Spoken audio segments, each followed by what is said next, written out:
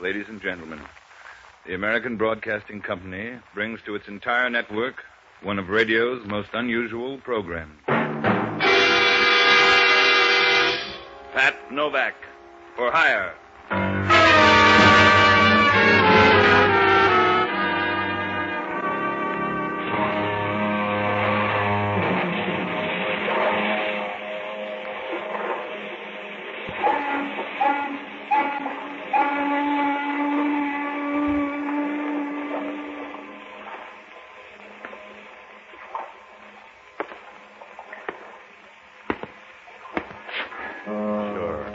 I'm Pat Novak, for hire.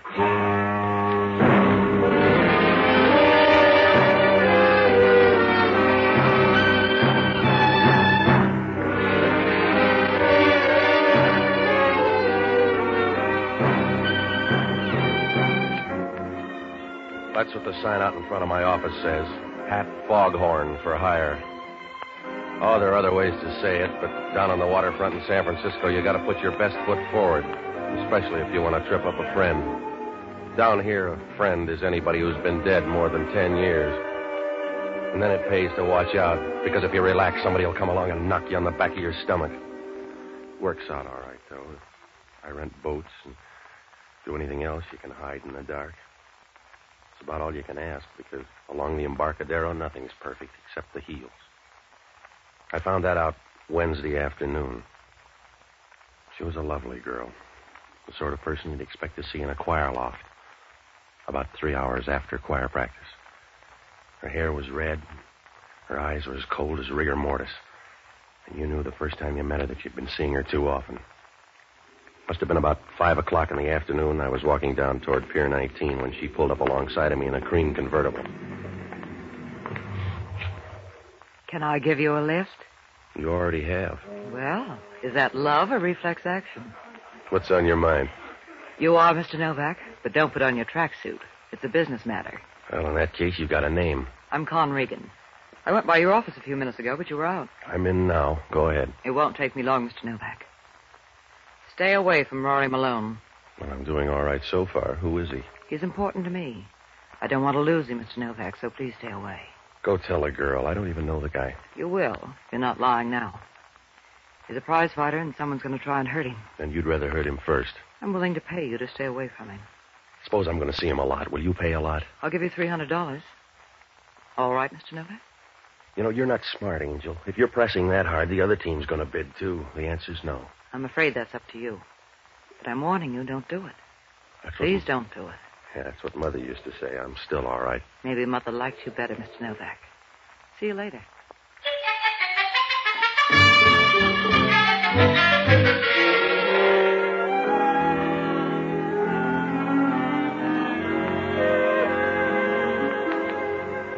Well, I watched her for a minute as she brushed her hair back and started the car. It was nice hair, and the dress helped, too. It was dark blue and had a V-neck, but the designer believed in big letters. She pulled away and gave me a look you could take on a safari. It was enough to tell me that she was as safe as a tap dancer on a floor full of dynamite caps. I walked up and turned in at Pier 19. When I reached the door of the office, I could see the old man sitting by the desk. He looked tired and a year older than the Bible. His hands were shaking and his skin was coarse and the color of an old razor strap. When I walked in, he glanced up at me and looked about as happy as a cocker spaniel with a stomach ache. I could talk to you, please, Mr. Novak. We'll try it once. Go ahead. I'm an old man. You want to argue or go on? I'm too old, so I must come to someone for help. My name is Hans Newmeyer. I would like you to watch someone for me. Someone like Rory Malone? Yeah. But you do not What know is this, Save Rory Malone Week? What's he to you? I'm his manager.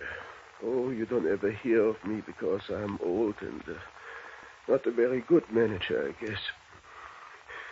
After this fight, Rory find new manager, maybe. Yeah? When's this fight? Tonight. Oh, you don't know Rory. He's a good boy. He's a very good boy, Rory is. Yeah, well, good boys don't need watching. Has he got some bad coming out? There's something funny about this fight. He meets with bad people. And Rory is a good boy. Yeah, I just met one. How deep do they run? The worst is a fellow named Joe Slagle. He's a bad man, a gambler.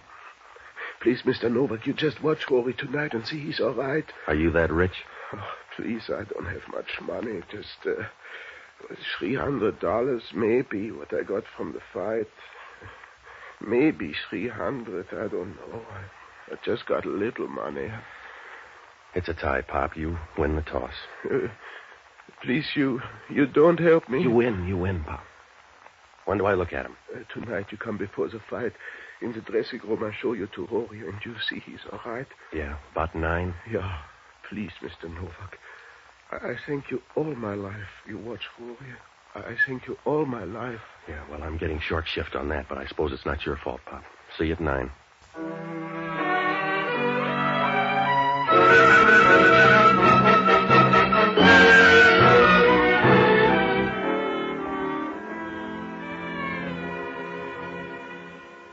Well, I felt sorry for him when he turned and walked out of there. I could afford it. With $300, you can buy a lot of crying towels. At the door, he turned and smiled once before he shuffled out. He moved down the pier with a nervous, uncertain motion like a flower petal in a warm wind.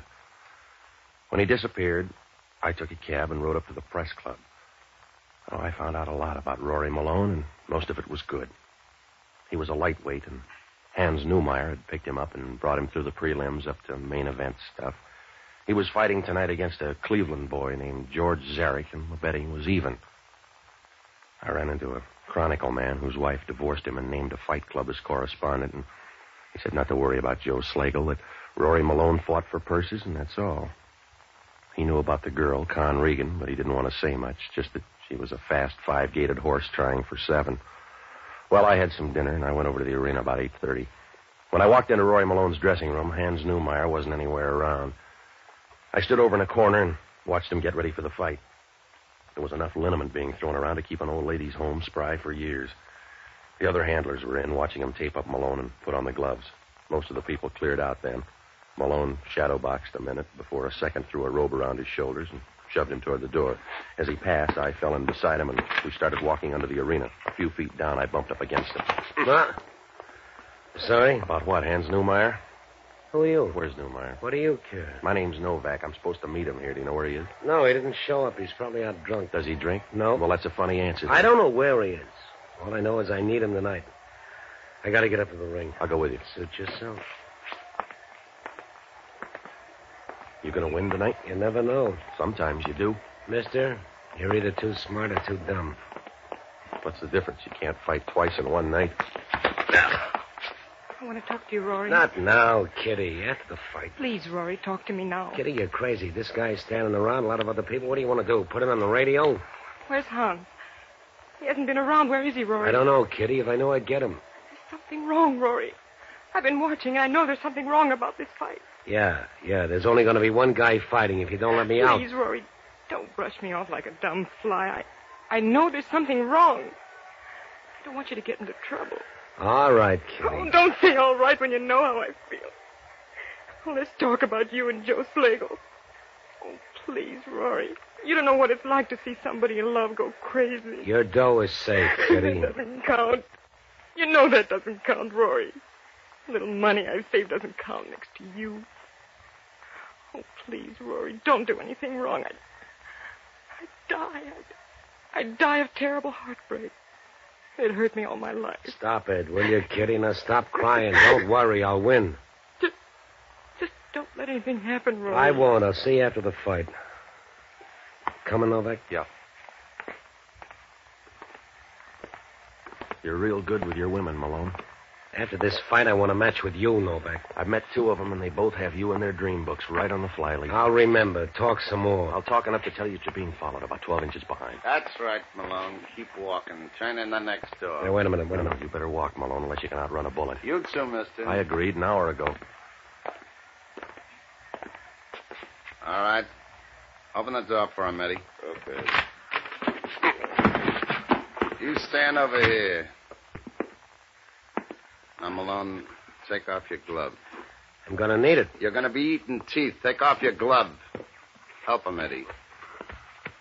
Yeah. That's it. Hold him on the other side, Steve. Put his hand on the table, Eddie. Now give me the block.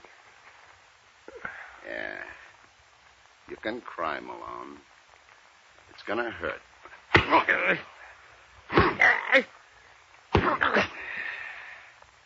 Hold him up. Keep his hand out there, Eddie. Put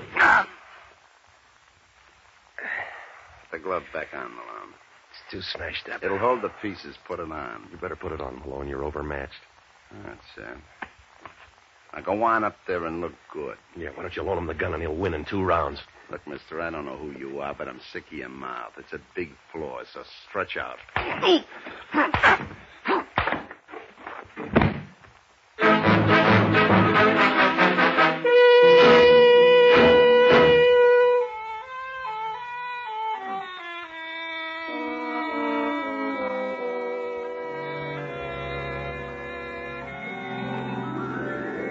During the next 2 hours, they either moved me or the arena because I woke up in an alley down near the Golden Gate Theater. It was in back of a restaurant, and I was lying there trying to look good in a mixed green salad.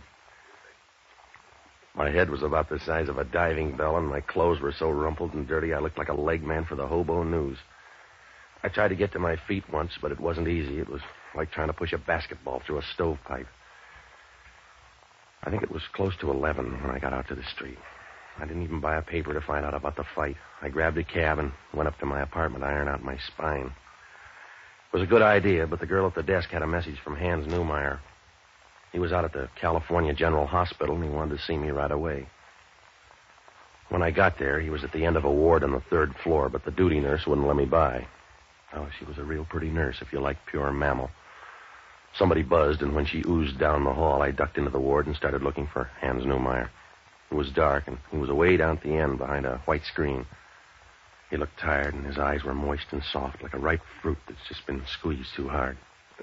Please, Mr. Novak, you come to see me. Yeah, just as soon as I got your message. You make mistake with Hans. I don't send message. Somebody wants to be your secretary. What happened to you? In my room. I just go to my room. Somebody is there. I don't know. Rory is all right? I limped a little, mister. Your boy got his hand smashed. Rory is a good boy. He's got a good girl. Who's Kitty? She's go with Rory a long time. Save money to marry with. Wait a minute. Keep still. Something the matter? Yeah. Somebody coming. Down this way. Coming up behind that curtain. Maybe Rory comes to visit me.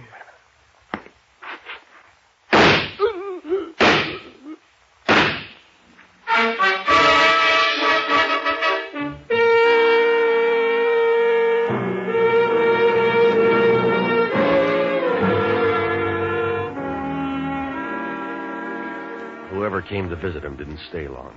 The old man leaned back in the bed and quit without any fanfare, like a long summer coming to an end. Well, I went out to get the nurse, and I found her down at the end of the hall giving an intern some greedy talk. She hadn't heard the shots, and they hadn't seen anybody come out of the ward. I told her as much as I could, and then she wheeled the old man into another room and called homicide. Well, that call to homicide didn't help, because from now on, things weren't going to improve. I was fighting a forest fire with a can of kerosene. About 20 minutes later, Inspector Hellman showed up. He was full of finesse and fury, and he came charging over about as graceful as a lame lobster. Hello, Novak. You're up late. I had company most of the time. Yeah? Did he bore you? Somebody got tired of him. It happened behind a screen down there in the ward. Who is he? Guy by the name of Hans Newmeyer. He manages a fighter named Rory Malone. Yeah? The killing's mixed up with a fight fix. Not the Zarek fight. Yeah, that's right. They got to Rory Malone 10 minutes before ring time. You got a thin story, Novak. Look, I got a fat one. And I got all the gambling dough in town on my side. The old man got it because Rory Malone was dumped in that fight. I don't believe it. You don't have to believe it, Hellman. They smashed him up. His right hand was as limp as an old piece of lettuce when he climbed into that ring. They should have smashed both hands. Huh? Because Rory Malone won by a knockout in the 5th round. Try another page, Novak.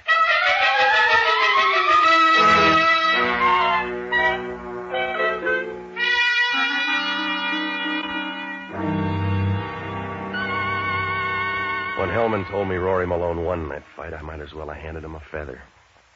I stood there feeling like a guy peddling dope at his sister's wedding. How could Rory Malone have won that fight without a hand grenade? When I saw the hand, it wasn't strong enough to flatten a piece of silk on an ivory table, and yet he won by a knockout in the 5th round. Well, it pointed to one thing. Zarek had taken a dive. But why the double fix? Why had they smashed Rory's hand? Oh, it was a goofy pitch, like sending for a plumber to fix a hole in Boulder Dam. I didn't have time to wrestle around with it because Hellman had talk on his mind. You can't get a bookie in town to take bets on this one, Novak. No, not with you setting the odds. They were that way when I got here, so don't write up a clean bill of health. The guy's dead and nobody else is volunteering. Oh, you'd muff a confession anyway. Before you tumbled, they'd have to cut it in stone across the front of City Hall. What were you doing with the old man? Helping him over the rough spots. Or taking him over the hurdle? He hired me to watch Rory Malone. They were stepping up the pace on his boy. For instance? For instance, Joe Slagle. Everybody says he had a stake in the fight. You don't throw a fight by winning in the 5th round. That's what the book says, but sometimes the book's wrong. You better look up Joe Slagle, and on the same trip you can stop by and see a gal named Con Regan. Yeah? Why? She's Malone's new sparring partner, a tall redhead with lots of dry cells. Oh. She sounds nice. I'll talk to her. And Slagle, too. But I'm going to find out about you and Rory Malone first. I'm going to run down the stuff on this fight, and I'll find out where you fit in. Don't worry, Novak. I'll dig you out. You could take the jelly out of an omelet, Hellman. Look up the girl and Joe Slagle. They'll talk. Not about each other. There's some connection there. I'll give even money they're friends. They ought to be. What? They were married a month ago in Las Vegas. Or don't you know about love?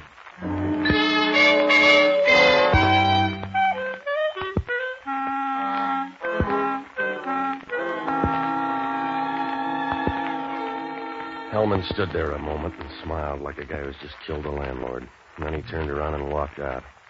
Well, I stayed until they wrapped up the old man, and after that I went to the Chronicle office and pulled the clips on Joe Slagle. He'd been to 3 jails and gotten his master's at Alcatraz, and there were some pictures of him at the racetrack. He had a face any museum would buy and a forehead that was so low he must have had to look down to see his hairline. There was one other thing about him I noticed. He was the same guy who'd smashed Rory Malone's hand. I began to wonder about that friendship, but it was getting late and I had to work fast, so I looked up the only honest guy I know, an ex-doctor and a boozer by the name of Jocko Madigan. Well, he's a smart guy until he decided a head on your beer is worth more than a head on your shoulders. I finally found him in a little joint down on Geary Street talking some woman into giving up all men under 50. Ah, Patsy. I've missed you in a rather trivial way. Yeah, all right, Jocko. I'm giving this woman a lecture on diminishing returns. Jocko, will you stop drinking long enough to listen? Patsy, you fail to understand my drinking. Actually, I hate whiskey, but I go on drinking as a sort of sop to Providence. Yeah. Because everyone knows the guardian angels take care of small children and tipplers, and since I've passed the age where I look well in rompers, this is a very clever dodge to get a little outside help. Jocko, are you ever going to change? Patsy, don't you know what a burden change is to a man as old as I am? Oh, yeah. Oh, it's not the change we mind. It's the way it happens, by degrees, never giving you a chance to remember anything else. So it's heartbreaking, Patsy. All right. It's like visiting a half-forgotten neighborhood. It hasn't changed completely, just parts of it. A few old houses and some human remnants are still around, enough to remind you of the change, but never enough to make you happy. It's that way with growing old. Will you listen? They don't allow you to grow old suddenly and leave. They insist on this policy of having you dribble off into eternity. It's undignified, Patsy, feeling like a bowl of old dishwater with the stopper pulled out. Jocko, I want to talk to you. Oh, why didn't you say so? What's the matter? An old guy by the name of Hans Newmeyer is dead. Oh, bless him. Homicide's full of fever. They think I killed the old man. What did he do before he stopped doing it? A fight manager. He hired me to watch his fighter, Rory Malone. He should have hired a team because somebody got to him in the hospital tonight. How do you fit in? I was just passing through when the noise started. That was General Custer's problem. It's tied up with tonight's fight. Newmeyer was afraid of a gambler named Joe Slagle. He was around tonight and smashed Malone's hand before ring time. That's a hard way to lose. Yeah, well, it's a harder way to win. Malone won by a knockout in the 5th. Was he fighting his father? I'm not getting any place, Jocko, and I'm doing it in a hurry. It's a bad fit all the way around. They took 2 tries to get the old man, and if Slagle bought the fight, why'd he smash Malone's hand? Let's have a drink. Jocko, you gotta help me. Oh, it's the thirst that's confusing. I want you to get up to Rory Malone's place. You can find it in the book. Go through his stuff and try to pick up a lead, will you? Why don't you do it? I'm going to look up a girlfriend named Con Regan. She's married to Slagle, but she's trying to work Malone into the act. Oh, well, in that case, I'd be in the way. Look, I'm in a spot, Jocko. Now get up to that apartment, will you? What if Malone walks in and finds me going through his stuff? Stop worrying. Well, he almost killed a man with one broken hand. Suppose someone smashed the other one.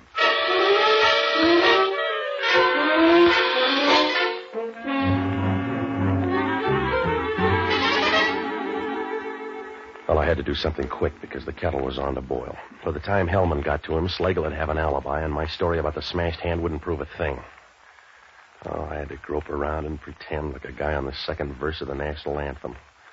I decided to tag by Slagle's place, and on the way, I bought a paper to read about the fight.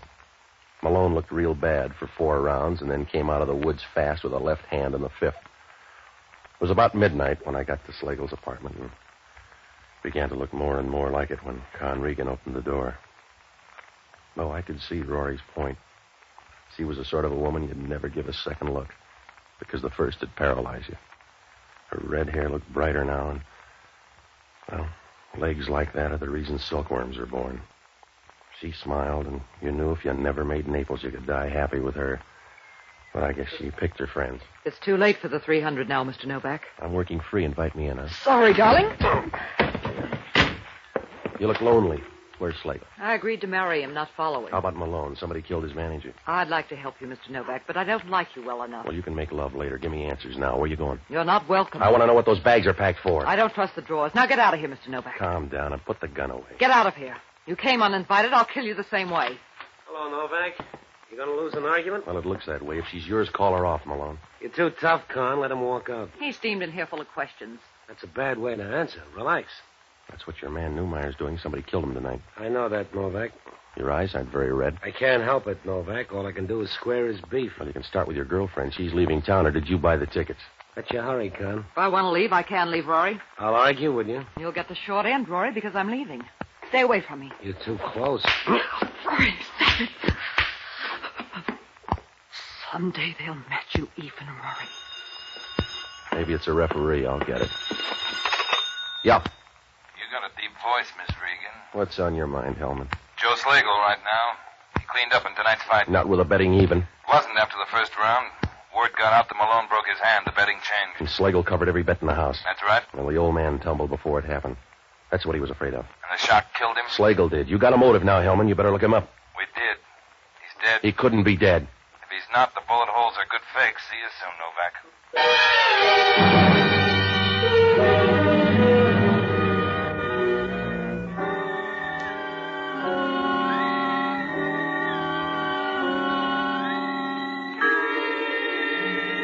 Well, I didn't talk to the girl and Rory because I knew they'd dummy up on me and I had nothing to go on.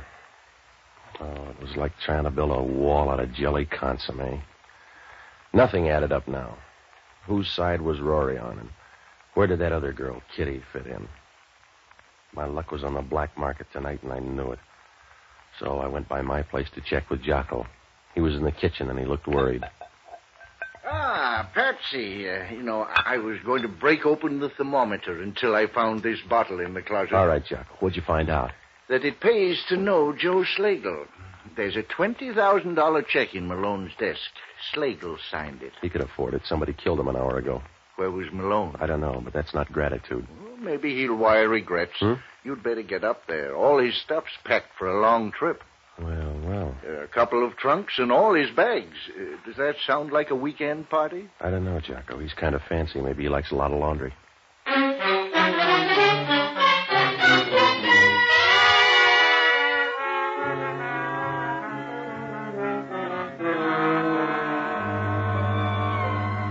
Up to now, it was like trying to melt a pound of diamonds, but when the turn comes, everything happens in a hurry, and things began to fall faster than snow off a warm roof. If Jocko was right, it meant Rory and the girl fought, but they did a lot of clinching between rounds. Well, I got a hold of Hellman and brought him up to date, and then I started for Rory Malone's apartment. When I got there, Hellman was outside the door listening, as quiet as a washing machine full of pebbles. They must be in the back room. I can't hear a thing. You couldn't hear a rifle shot in a boxcar, Hellman. Let's get a better view, huh? Hello, Novak. Gonna miss your train, Malone. I don't believe you. It's a chance to bet, Mr. Novak. This is Inspector Hellman from Homicide. Well, you guessed wrong, Inspector. I'm covered for Joe Slagle. Novak here's alibi for Miss Regan. We can check. You're scraping bottom, mister. We can start with that $20,000 check from Joe Slagle. That's where you'll stop, too. My $20,000 covered a sale of my contract. The fight commission can beef, but that's all. You ready, Con? I hope you are, too, because you're going downtown. Look, fella, you can make us miss a train, but we'll catch the next one. You're wishing now, Rory. Who's this? A fast friend with a slow burn. Hello, Kitty. Your boyfriend's going to leave. Say goodbye. Please, Rory, you're crazy to go with her. She makes me that way, Kitty. I'm sorry. Rory, I've done too much for you. I've kept loving you all this time. You can't leave. You can't leave now. I don't want to be alone. Buy a dog, then. No, Rory. No, I won't let you go. You're too good with guns. Drop it. You better take her, Hellman. She's anxious. Oh, please, Rory, I loved you too much for this. I loved you enough to kill somebody. You can't leave, Rory. You can't leave me to myself. When the guy comes, tell him where the baggage is. What'll become of you, Rory Malone?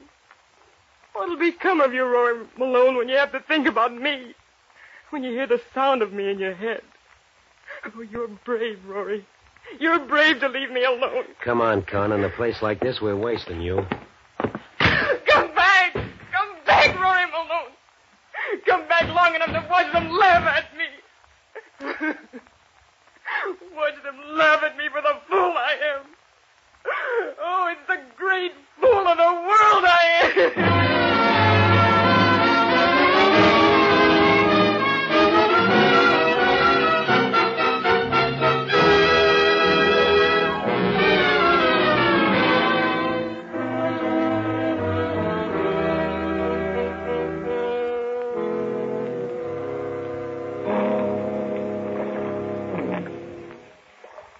Well, it doesn't prove much, except the right kind of a heel can grind you into the dirt fast.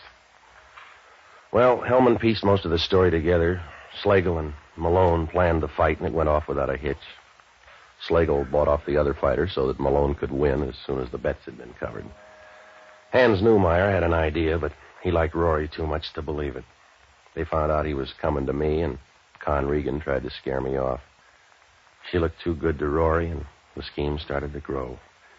He lied to Slagle after the fight about Newmeyer, so Slagle went into the hospital and killed the old man. That left Slagle around to cloud things up, so Rory Malone told a phony story to his girlfriend, Kitty. She loved him enough to kill Slagle. There was no way to stick Rory Malone. He could never fight again with that hand.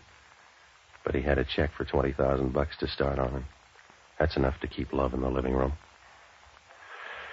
Well, Hellman asked only one question. Why would a smart gambler like Slagle take a chance on giving Malone a check for $20,000?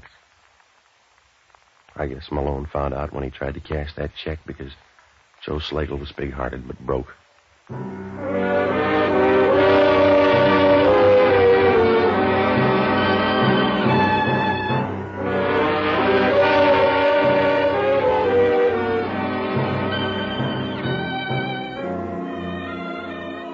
The American Broadcasting Company has just brought you the 6th of a new series, Pat Novak for Hire, starring Jack Webb. Pat Novak is produced and directed by William P. Russo. Jocko Madigan is played by Tudor Owen. Inspector Hellman is played by Raymond Burr. Music was composed and conducted by Basil Adlam. In our cast were Yvonne Patey, Stephen Schnabel, Frank Lovejoy, William Baeff, and Ted DeCorsia. This program is being released to our servicemen and women overseas through the worldwide facilities of the Armed Forces Radio Service. Be with us again next week when over most of these same ABC stations, we will bring you Pat Novak for Hire. This program came to you from Hollywood.